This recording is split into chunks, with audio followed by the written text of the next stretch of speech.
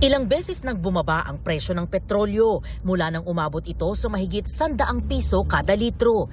Pero para sa marami, mataas pa rin ito.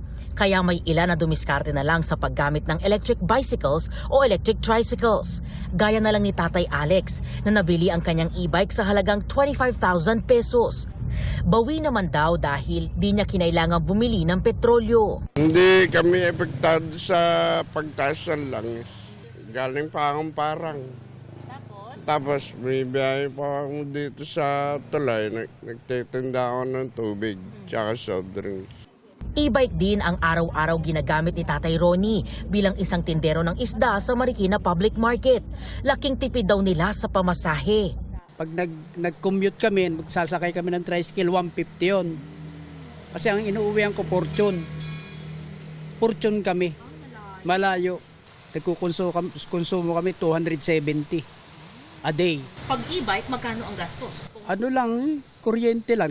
Noong January 2 nang simulang ipagbawal ng Land Transportation Office o LTO ang mga e-trike at e-bike sa pangunahing kalsada sa Metro Manila dahil sa general considerations of road safety.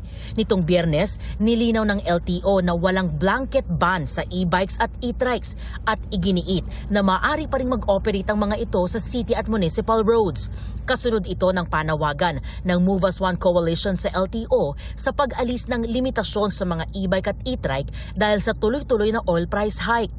Paglilinaw ni LTO Chief Marcos Lacanilaw, bawal sa mga national highway at major thoroughfares katulad ng EDSA, C5, Rojas Boulevard at iba pa ang mga e-trike at e-bike. Oo, sinusunod namin.